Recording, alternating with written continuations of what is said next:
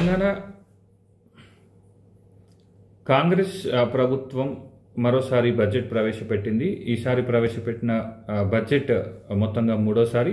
మొదటిసారి vote on account budget ప్రవేశపెడితే ఆ తర్వాత లాస్ట్ ఇయర్ రెగ్యులర్ బడ్జెట్, మరొకసారి బట్టి విక్రమార్క ఈరోజు బడ్జెట్ ప్రవేశపెట్టిండు. అయితే 3,04,900 కోట్లకు పైగా విలువైన బడ్జెట్ని అంచనాలతో ప్రవేశపెడితే ఈ బడ్జెట్ ఎట్లా ఉంది అనేటువంటి అంశాన్ని ఒక్కసారి మనం పరిశీలించాలి. జనరల్గా బడ్జెట్ స్వభావం ఏంటంటే ఇప్పుడు పెట్టింది కేవలం అంచనాలే.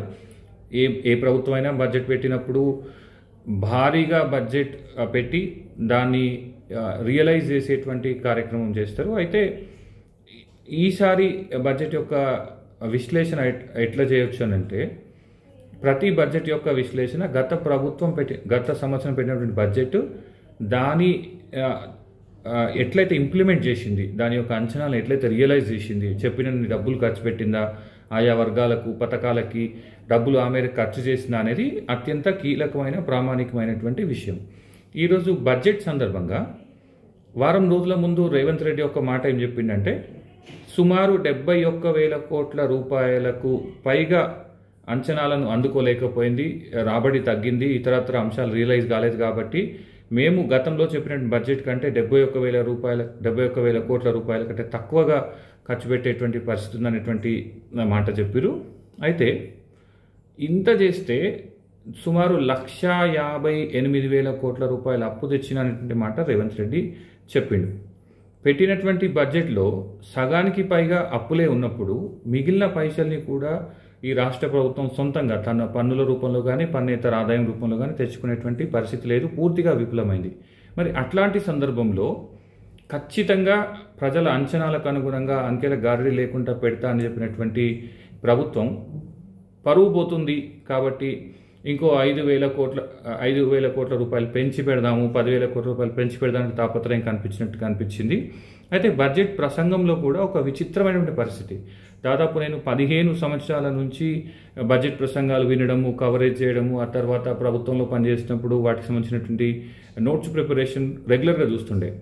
బడ్జెట్ కాపీలో చాలా స్పష్టంగా, ఒకవేళ ఒక డిపార్ట్మెంట్, ఇరిగేషన్ డిపార్ట్మెంట్ ఉందనుకుందాం ఎగ్జాంపుల్, కాళేశ్వరం ప్రాజెక్ట్ కోసం ఇన్ని డబ్బులు ఇచ్చాము, మిషన్ కాకతీయకి ఇన్ని డబ్బులు ఇచ్చాము అంటే ప్రస్తావన స్పష్టంగా చేస్తారు.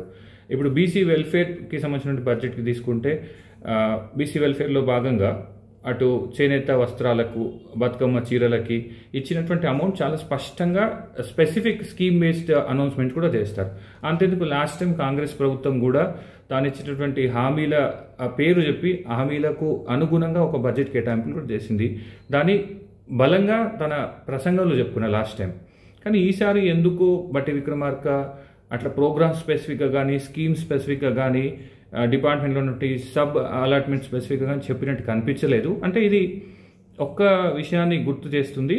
ఎందుకంటే తాము ఇచ్చినటువంటి హామీల దిశగా పెట్టేటువంటి డబ్బులు లేకపోవడం వల్ల కానీ, లేదంటే హామీల అమలు ఈ ఆర్థిక సంవత్సరంలో ప్రాధాన్యత కాకపోవడం కానీ, ఇట్లాంటి రీజన్స్ ఉండొచ్చు అని మనం భావించాల్సి ఉంటుంది. పైగా ప్రతి బడ్జెట్ అయితే డెవలప్మెంట్ బేస్డ్ అన్న, వెల్ఫేర్ బేస్డ్ అన్న ఉంటుంది. అయితే ఈ బడ్జెట్ వాళ్ళు చెప్పింది ఏంటంటే welfare based plus development based ఉంది అనేటువంటి మాట చెప్పినారు. అండ్ వెల్ఫేర్ బేస్డ్ అని అన్నప్పుడు వాట్ ఈజ్ వెల్ఫేర్? జనరల్గా ఎన్నికలలో గెలవడం కోసం ఆయా వర్గాలకు మేము ఇచ్చినటువంటి సంక్షేమ పథకాలన్నీ అమలు చేస్తారు, ఆ దిశగా అలాట్మెంట్స్ ఉండాలి. మరి ఈ బడ్జెట్లో వెల్ఫేర్ దిశగా ఏమైనా కనిపించిందా అంటే, ప్రధానమైనటువంటి వెల్ఫేర్ ఏంటిది?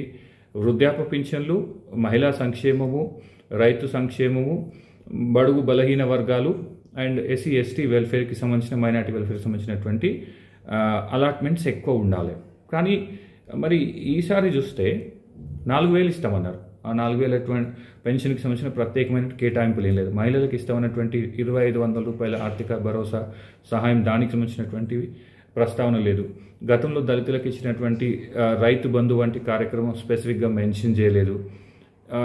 ప్రత్యేకంగా ఏదైనా ఒక కొత్త ప్రాజెక్ట్, కొత్త పథకాన్ని ప్రారంభించడం కూడా బడ్జెట్లో ఒక ఒక ట్రెడిషన్. అది మీరు కేంద్ర బడ్జెట్ తీసుకున్నప్పుడు కూడా మీకు అదే కనిపిస్తుంది. ఇతర రాష్ట్రాల బడ్జెట్ల ప్రస్తావన వచ్చినప్పుడు కూడా ఈ సంవత్సరం కొత్తదనం ఏముంది, కొత్త అంశం ఏముంది, రాష్ట్ర ప్రభుత్వం కొత్తగా రాష్ట్ర ప్రజలకు అందిస్తున్నటువంటి అంశం ఏంటిది అనేటువంటి ప్రస్తావన కూడా ఉంటుంది. కానీ అవి ఏవి కూడా ఈ బడ్జెట్లో కనిపించలేదు. కేవలం తాము చేస్తున్నటువంటి కార్యక్రమాల ప్రస్తావన ప్రధానంగా ఉంది. నిజంగానే బడ్జెట్ ఆన్గోయింగ్ కార్యక్రమాలకు సంబంధించింది అయితే ఇంత హైప్ అవసరమే లేదు. కానీ ఈ బడ్జెట్కి సంబంధించి ఒక హైప్ క్రియేట్ చేసే కార్యక్రమం కానీ, లేదంటే బడ్జెట్లో మొత్తం రాష్ట్రాన్ని మార్పు అద్భుతమైనటువంటి విప్లవాత్మక మార్పు వస్తుంది, ఇట్లాంటి రకరకాల జార్గాన్ అయితే గట్టిగా వాడినరు. శ్రీ కవిత కూడా వాడినరు, పేదల ప్రస్తావన చేసిర్రు. కానీ వాటికి సంబంధించినటువంటి కేటాయింపుల విషయంలోనే స్పష్టత లేదు. అండ్ అలాట్మెంట్ చేసినటువంటి ధైర్యంగా కూడా ప్రకటించినటువంటి పరిస్థితి లేదు. మరి బడ్జెట్లో కొత్త అంశం చెప్పనప్పుడు, ఒక కొత్త పథకం కానీ కొత్త ప్రోగ్రాం కానీ లాంచ్ చేయనప్పుడు, దానికి సంబంధించినటువంటి అంచనాలు ప్రస్తావించినప్పుడు బడ్జెట్ గురించి గొప్పగా చెప్పడానికి ఏముంటుంది? పైగా కాంగ్రెస్ పార్టీ ప్రారంభించడానికి అతి భారీగా ఖర్చు చేయాల్సిన ప్రోగ్రామ్స్ నుంచి మొదలుకొని అత్యంత తక్కువ డబ్బులతో ఇంప్లిమెంట్ చేసిన వెల్ఫేర్ స్కీమ్స్ కూడా చాలా ఉన్నాయి వాళ్ళ మేనిఫెస్టోలో. ఎందుకంటే వాళ్ళు 420కి పైగా అంశాలను ప్రస్తావించినారు తమ ఎన్నికల సందర్భంగా. కాబట్టి కనీసం చిన్న వాటిని కూడా, ఒక విద్యార్థి భరోసా పథకం కానీ, కనీసం పిహెచ్డి వాళ్ళకు డబ్బులు ఇవ్వడం, ఎందుకంటే వాళ్ళ సంఖ్య చాలా తక్కువ ఉంటుంది, అట్లాంటి కార్యక్రమాల ప్రస్తావన కూడా చేయలేకపోయారు. అంటే తక్కువ ఖర్చుతోని కనీసం హామీలను అమలు చేసే దిశగా ముందుకు పోయినటువంటి చెప్పుకునేటువంటి అవకాశం ఈ ప్రభుత్వానికి ఉండే, అది కూడా మిస్ అయినట్టు కనిపిస్తుంది. ఓవరాల్గా చెప్పాలి అని అంటే బట్టి విక్రమార్క ప్రతి సందర్భంలో బడ్జెట్ ప్రసంగంలో ఒక విభిన్నత ఉంటుంది ఆయనకి. ఆయన కొన్ని పదాలు చెప్పినప్పుడు ఒత్తి పలుకుతారు. లాస్ట్ టైం కూడా భారత రాష్ట్ర సమితి వాళ్ళు క్లియర్గా ఒక మాట అన్నారు అసెంబ్లీకి స్పీచ్లో రిప్లై చేస్తూ. బట్టి గారు గట్టిగా ఒత్తి పలికినారు, కానీ ఎంత ఒత్తి పలికినా కానీ అందులో ఉత్తదే ఉంది, అది బట్టి విక్రమార్క కాదు. ఆ గట్టి విక్రమార్క అనేటువంటి మాట కూడా ఆయన ప్రసంగించే తీరు పట్ల ఒక కామెంట్ కూడా చేసినారు. బట్ సర్ప్రైజింగ్లీ ఈసారి కాంగ్రెస్ పార్టీలో కూడా ఈ బడ్జెట్ తీరు పైన ఒక ఉత్సాహం కనిపించినట్టయితే కనిపిస్తలేదు. ఎందుకంటే లాస్ట్ టైం వాళ్ళు రుణమాఫీకి సంబంధించి కానీ, రైతు భరోసాకి సంబంధించి కానీ, మహిళా మహాలక్ష్మి స్కీమ్కి సంబంధించి కానీ, ఉచిత బస్సు ప్రయాణానికి సంబంధించి కానీ ఘనంగా అనౌన్స్ చేసినారు. సరే, ఇంప్లిమెంటేషన్లో ముఖ్యమంత్రి గారు చెప్పినారు 70,000 కోట్ల ఆదాయపు అంచనాలు తగ్గినాయి, మేము ఇంప్లిమెంట్ చేయలేకపోయినట్టు మాట చెప్పినారు. బట్ ఈసారి అట్లాంటి ఒక కొత్తదనం కానీ, ఒక నవాలిటీ కానీ ఈ బడ్జెట్లో లేదు. మరి చూడాలి. అంటే ఓవరాల్గా చెప్పాలంటే ఇది కనీసం ఒక వర్గాన్ని కూడా అత్యంత ఎక్కువగా సంతోషపెట్టేటువంటి బడ్జెట్గా మాత్రం కనిపించట్లేదు. ఈ మొత్తం బడ్జెట్లో ఎక్కడ వెతికినా కూడా కాంగ్రెస్ పార్టీ ఒక 6 గ్యారంటీల ప్రస్తావన కానీ, అంటే అక్కడక్కడ పేర్లు ప్రస్తావించినారు కానీ వాటికి కేటాయింపులను ఏమాత్రం ప్రస్తావించలేదు. కాబట్టి మొత్తంగా 6 గ్యారంటీల ప్రస్తావన లేదు, ఇచ్చినటువంటి 400లకు పైగా హామీల ప్రస్తావన లేదు, కొత్త ప్రాజెక్ట్ కానీ, కొత్త స్కీమ్ కానీ, కొత్త ఇనిషియేటివ్ కానీ అసలుకే లేదు. కేవలం మేము ప్రారంభించాము, కొనసాగిస్తున్నాము వంటి మాటలే ఉన్నాయి. పైగా హైదరాబాద్ లాంటి ఒక ఆర్థిక ఇంజిన్, హైదరాబాద్కి వచ్చిన ఆర్థిక ఇంజిన్, ఫైనాన్షియల్ ఇంజిన్, దానికి కూడా ప్రత్యేకంగా కేటాయింపు లేదు. ర్యాండమ్గా ఎస్ఆర్డిపికి నేమ్ మార్చినాము, దానికి సంబంధించిన ప్రాజెక్ట్స్ కొనసాగుతున్నాయి అన్నారు. కానీ జిహెచ్ఎంసీకో, హెచ్ఎండిఏకో గతంలో బీఆర్ఎస్ ప్రభుత్వం దాదాపు 10,000 కోట్ల రూపాయలను హెచ్యుఏ అనేటువంటి హైదరాబాద్ అర్బన్ అంగ్లామరేట్ అనేటువంటి ఒక కొత్త వ్యవస్థను ఏర్పాటు చేసి ఒక కొత్త హెడ్ కింద ఒక 10,000 రూపాయలు ఇస్తాము, వరుసగా 5 ఏళ్ళు 10,000 చొప్పున 50,000 కోట్లు ఇస్తాము వంటి అనౌన్స్మెంట్ చేసినారు. అట్లాంటి అనౌన్స్మెంట్ కూడా ఇక్కడ కనిపించలేదు. ఓవరాల్గా ఒక మాట చెప్పాలంటే అటు విద్యార్థులకు కానీ, నిరుద్యోగులకు కానీ, రైతన్నలకు కానీ, ఎవరికి కూడా, అంటే సమాజంలోని ఏ వర్గానికి కూడా ప్రత్యేకంగా ఒక తాయిలం ప్రకటించినట్టు, కొత్త ఆశ కల్పించినట్టు, కొత్త రిలీఫ్ ఇచ్చినట్టు, తమ హామీల అమలు దిశగా పోయినట్టు కనిపించలేదు. ఒక్క మాటలో చెప్పాలంటే ఈ బడ్జెట్ ఒక day to day government FIR లాగానే కనిపించింది. కానీ ఒక యాన్యువల్ ఈవెంట్ లెక్కనో, ఒక సంవత్సరం పాటు వెయిట్ చేసి వచ్చేటువంటి ఒక ఈవెంట్ లెక్కనో, ఒక భరోసా నింపేదో ఉత్సాహపూరితమైన వాతావరణం కల్పించడంలో పూర్తిగా ఫెయిల్ అయింది. మరి చూడాలి, గత బడ్జెట్ అంచనాలనే అందుకోలేక చతికిలపడినటువంటి ఈ ప్రభుత్వం 1,50,000 కోట్ల రూపాయలను అప్పుగా తీసుకొచ్చిన తర్వాత, సుమారు 1,60,000 కోట్ల రూపాయలు అప్పుగా తీసుకొచ్చిన తర్వాత కూడా తమ బడ్జెట్లో పేర్కొన్న అంశాలను అందుకోలేని ఈ కాంగ్రెస్ ప్రభుత్వం ఈసారి 1,500 కోట్ల అప్పు తీసుకొచ్చేటువంటి అవకాశం అయితే ఉండదు. ఇప్పటికే FRBMకి సంబంధించినటువంటి లిమిటేషన్స్కి క్రాస్ అయిపోయినటువంటి పరిస్థితి కనిపిస్తుంది, నియర్గా వచ్చిన పరిస్థితి కనిపిస్తుంది.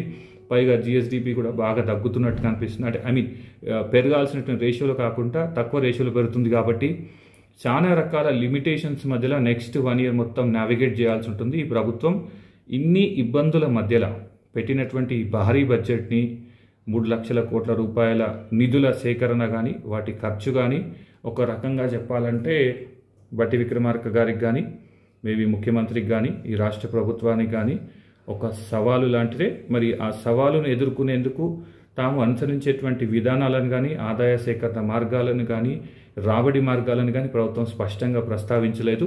ఓవరాల్గా చెప్తే ఈ బడ్జెట్ రూపకల్పనలోనే బడ్జెట్ ప్రసంగంలోనే ఒక ప్రాథమికమైనటువంటి లోపం ఉన్నట్టు కనిపించింది.